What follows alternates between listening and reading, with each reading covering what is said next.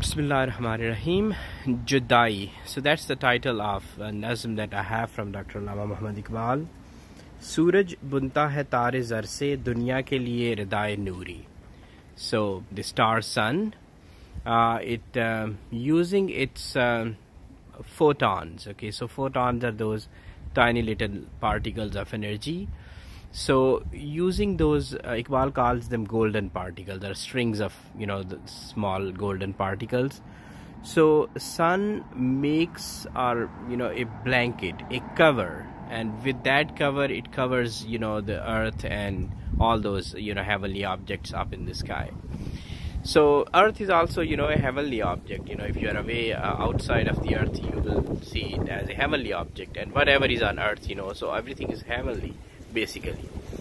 So star sun, through its photons, so at every instant we are there are billions and billions of photons that hit us and everything that you see around us.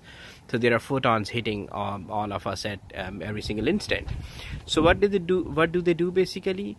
So when light hits all those objects, heavenly objects, so it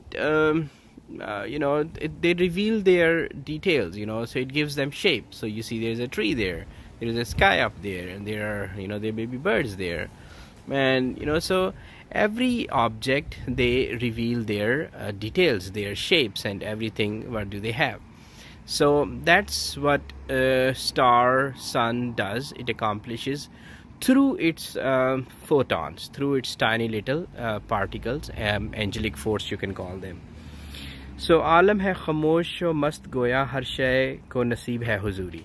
So everything is like in the presence of every other thing. Okay, so all these objects that you see, they can see each other. Okay, I can see them, they can see me, and trees can see their flowers, and flowers can see their branches, and birds can see sky, and all this, every object can see each other because of those photons, photons of light.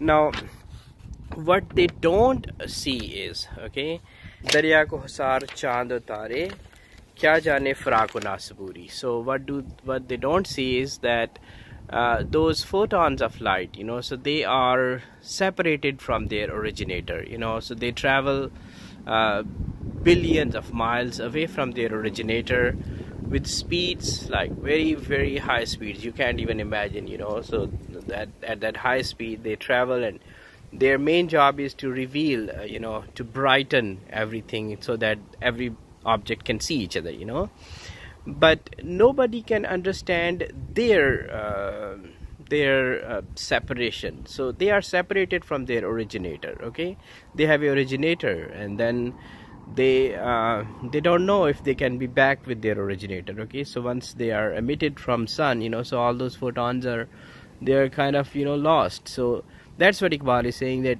their separation, what they feel, the longing that they have to be with their originator. So all these Darya, rivers and mountains and moon and stars, and they cannot really understand this separation, because everything is in presence of everything else. So when you have something, you cannot know the feeling of not having something. So but Iqbal says that Shayaan hai Mujhe Gham-e-Judai, ye Khak Hai Mehram-e-Judai. So Iqbal says that only I am the one, that I can understand their pain and their misery and their longing, so basically there is a deep message in it, that we human beings are separated. So there is an essence, we have an essence up there somewhere, and we are separated from that essence, and our job is to, there should be this thing in us to know our true self, to know our true reality.